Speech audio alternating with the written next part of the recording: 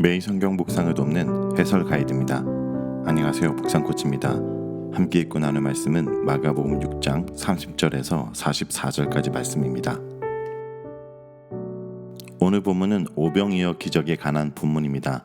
오병이어 기적은 사복음서 저자들이 모두가 기록한 유일한 기적입니다. 그런데 마가복음에서는 이 이야기가 선교 사역을 위해 파송된 제자들이 돌아온 이야기로부터 시작됩니다. 30절에서 31절입니다. 사도들이 예수께 모여 자기들이 행한 것과 가르친 것을 낱낱이 고하니 이르시되 너희는 따로 한적한 곳에 가서 잠깐 쉬어라 하시니 이는 오고 가는 사람이 많아 음식 먹을 겨를도 없음이라. 제자들은 사역에서 돌아와서 자신들이 행하고 가르친 것을 예수님께 보고합니다. 여기서 행한 것과 가르친 것이라는 표현을 보면 제자들이 행한 것은 그들이 6장 13절에 행한 사역을 가르칩니다. 그리고 제자들이 가르친 것은 회개하라는 6장 2절의 선포의 말씀을 말합니다. 이와 같이 제자들이 행하고 가르친 것들의 내용은 예수님이 친히 행하신 사역과 가르침의 내용과 다르지 않았습니다. 제자들이 육체적으로 피곤한 것을 보시고 예수님은 제자들이 외딴 곳에 가서 쉴 수 있도록 배려하셨습니다. 제자들은 많은 무리로 인해서 음식을 먹을 만한 시간적 여유도 없었던 것 같습니다. 예수님은 이처럼 자신의 제자들의 영적 필요뿐만 아니라 육체적인 필요에도 민감하게 대처하셨습니다.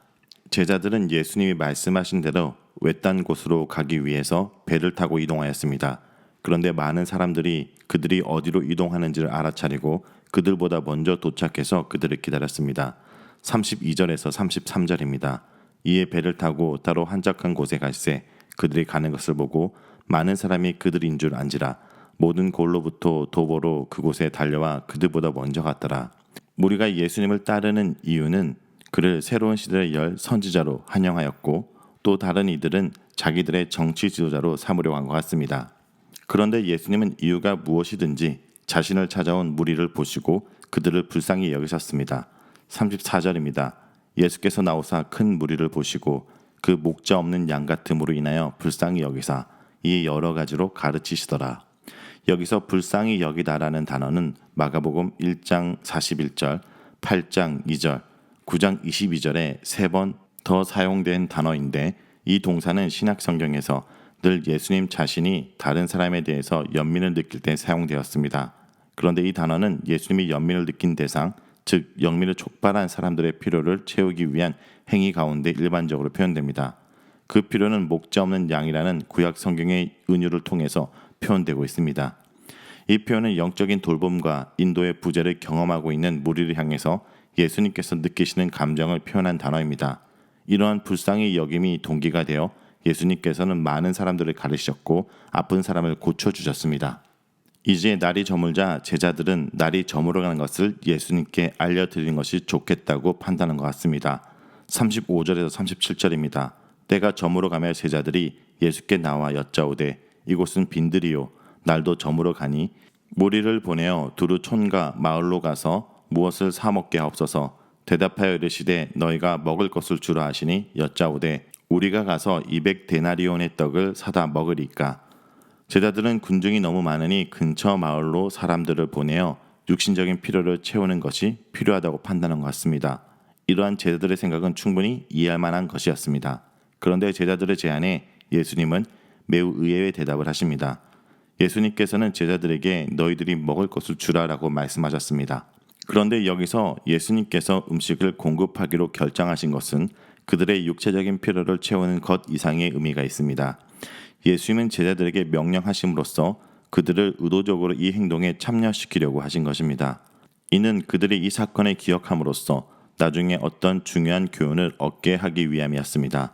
너희가 먹을 것을 주라라는 예수님의 말씀에 대해서 제자들은 200데나리온의 빵을 사서 그들이 먹도록 주어야 합니까? 라고 되묻습니다. 아마도 예수님의 의도를 아직 알 리 없는 제자들이 지극히 현실적인 계산을 한 것입니다. 이 질문에 대해서 예수님은 빵이 얼마나 있는지 파악하시고 5개의 빵과 물고기 2마리가 있다는 보고를 들으십니다. 38절에서 44절입니다. 이르시되 너희에게 떡 몇 개가 있는지 가서 보라 하시니 알아보고 이르되 떡 5개와 물고기 2마리가 있더이다 하거늘 제자들에게 명하사 그 모든 사람으로 때를 지어 푸른 잔디 위에 앉게 하시니 때로 100명씩 또는 50명씩 앉은지라.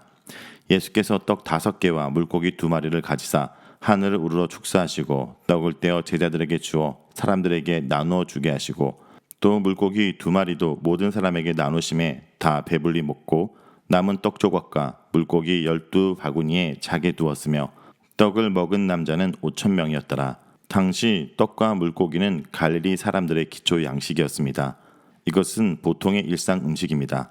예수께서는 그것을 자신에게 가져오라고 명령하시고 100명씩 50명씩 무리들을 앉히셨습니다. 그리고 축사하시고는 식사 전에 그 집의 가장이 하는 일반적인 감사 기도를 하십니다. 여기 나오는 말과 행동은 누가복음 24장 30절에 예수께서 엠마오에 식사하실 때 나누었던 것 같습니다. 또한 예수께서는 제자 가족들과 식사하는 다른 곳에서도 같은 말과 행동을 하신 적이 있습니다. 약간의 변화가 있기는 하지만 여기에 나오는 동사 가지사, 축사하시고 떼어 주심에는 오병이어와 칠병이어를 기록한 6개의 기사와 엠마오의 식사 그리고 4개의 최후 만찬 기사에도 언제나 등장하는 표현입니다. 이것은 유대 일상적인 의식이지만 기독교적인 관점에서 더 풍성한 의미가 있습니다. 여기에 푸른 잔디에서의 경험과 다락방에서 이루어진 최후 만찬은 예수님께서 주인이 되시며 모든 민족과 족속을 모으시는 위대한 축제, 즉 메시아적 만찬을 가리키는 것이기 때문입니다. 오병이어의 기적은 예수님께서 단순히 무리의 육신적인 필요를 채우시는 것만을 의미하는 것이 아닙니다. 여기서 우리는 2개의 구약 본문을 생각할 수 있습니다. 빈들에서 기적적으로 떡을 공급하시는 것은 출애굽기 16장의 만나를 생각할 수 있으며 또 본문은 엘리사가 떡 20개로 100명을 먹인 사건을 떠올리기도 합니다. 이 2가지 경우 선지자는 먹을 음식을 공급했는데 예수님도 위대한 선지자로서 그와 같은 일을 하셨습니다. 메시아가 올 때 만나를 다시 먹을 수 있을 것이라는 그러한 소망은 이것이 메시아적 사건이라는 것을 암시합니다. 그리고 사람들이 먹고 배부르게 되었다는 표현은 메시아 잔치의 풍성함을 보여줍니다. 남은 것을 거둬들인 바구니 숫자가 12이라면 이스라엘 12지파의 상징적으로 보는 것으로 이것 또한 메시아 잔치가 풍성함을 강조하는 표현입니다. 이 잔치를 맛본 사람은 남자만 5,000명인데 이 숫자는 유대인의 일반적인 계수 방법입니다. 빵을 먹은 사람들이 남자만 5,000명이었다는 표현에서 우리는 여자들도 아이들도 함께 있었음을 유추할 수 있습니다.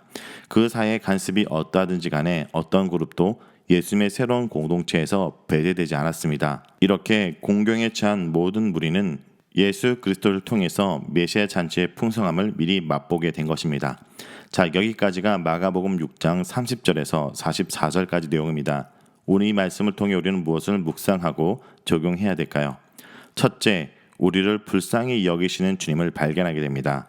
오늘 본문에서 기적의 이야기는 사실 우발적이고 돌발적으로 일어난 사건입니다. 오늘 이야기의 배경은 예수님과 제자들의 쉬는 시간이 일어난 것입니다. 말 그대로 휴가를 떠나는 시간이었습니다. 사람들을 피해서 휴식을 취하기 위해 한적한 곳으로 이동하고 있었습니다. 너희는 따로 한적한 곳에 가서 잠깐 쉬어라고 하셨고 배를 타고 따로 한적한 곳에 갈세라는 말씀을 보더라도 쉬기 위해 이동 중인 것으로 알 수 있습니다. 그런데 그 순간에 사람들이 몰려든 것입니다. 큰 사역을 마치고 쉬려고 하는데 사람들이 몰려들어서 휴식 시간이 깨어진 것입니다. 그런데 예수님은 어떻게 반응하십니까? 33절은 이 위대한 기적이 어떻게 왜 시작된지 정확하게 제시하고 있습니다.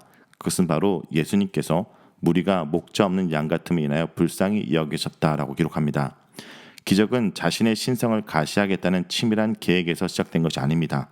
우리가 절대 잊어서는 안 되는 사실이 바로 이것입니다. 이 기적의 출발은 오직 목자 없는 양 같음을 인하여 불쌍히 여기시는 목자의 마음에서 비롯된 것입니다. 기적의 시작은 열정이 아니라 긍휼에서 출발합니다. 기적은 위대한 기독교, 위대한 예수님, 위대한 하나님 나라를 보여주는 열정에서 시작되는 것이 아니라 죽어가는 영혼들을 향한 긍휼에서 시작되는 것입니다. 그 불쌍히 여기는 마음 때문에 하나님은 소위 말하는 질량 보존의 법칙을 무시하신 것입니다. 자연의 질서를 만드신 하나님께서 소위 질량의 보존의 법칙을 만든 하나님께서 불쌍히 여기시는 마음 때문에 그가 만드신 그 법칙을 깨뜨리신 것입니다. 하나님이 우리를 불쌍히 여기시고 사랑하실 때 하나님은 자신이 만든 법칙을 깨뜨려서라도 우리를 채우십니다. 그래서 기적은 사랑입니다. 기적은 위대한 비전에서 시작된 것이 아니라 영혼을 불쌍히 여기는 소박한 마음에서 시작됩니다. 그렇게 주님은 오늘 우리를 긍휼히 여기셨습니다. 둘째, 불가능의 증거인 오병이어를 기적의 도구로 삼으셨습니다. 오늘 본문에서 제자들에 의해서 예수님께 제시된 오병이어는 이거밖에 없으니 이들을 먹일 것은 불가능합니다. 우리는 절대 우리 힘으로 할 수 없습니다라고 말해주는 불가능의 증거였습니다. 그런데 예수님은 어떤 분이십니까? 믿음으로 드려진 것도 아닌 불가능의 증거로 제시된 것을 기적의 도구로 바꾸신 분입니다. 결단코 하나님 나라 도구가 될 수 없을 것이라고 여겼던 것을 통해서 하나님 나라 위대한 일이 시작된 것입니다. 주님은 불가능의 증거를 기적의 도구로 삼으셨습니다. 불가능의 증거를 기적의 도구로 삼으신 분이 바로 우리 구원자 예수 그리스도십니다. 오늘 예수님은 우리의 불가능한 삶을 기적의 도구로 삼으실 것입니다. 나에게 이거밖에 없습니다. 절대로 되지 않을 것입니다. 라고 말하는 우리의 이 말을 주님께서 하셨습니다. 주님께서 이루셨습니다. 라는 고백으로 바꾸실 것입니다. 여러분, 불가능한 그러한 사항이 바로 우리 하나님이 살아계심을 드러날 증거임을 믿으시길 바랍니다. 셋째, 그러므로 주님과 함께 있는 삶이 참된 축제의 삶이란 것을 기억해야 됩니다. 주님이 베푸신 이적은 수많은 사람이 배불리 먹고도 남을 정도로 풍성했습니다. 아무리 헤롯의 왕궁이 할애할지라도 주님이 계시지 않은 곳에는 죄로 인한 핍박과 두려움이 가득했지만 비록 빈들일지라도 주님께서 함께 하시는 곳에는 풍성한 식탁의 교제로 기쁨이 충만했습니다. 지금 두 군데에서 왕의 잔치가 펼쳐졌습니다. 헤롯의 왕궁에서 잔치에서는 사람을 죽임으로 그들이 기뻐했고 빈들에서 열린 예수님의 잔치에는 주님의 채우심으로 풍성함을 모두가 함께 누렸습니다. 여러분, 우리가 지금 머물고 싶은 곳은 어디입니까? 바로 주님이 함께 계신 그곳이 참된 축제의 장소임을 생각하고 오늘도 주님과 함께 거하는 하루를 살기 간절히 기도드립니다.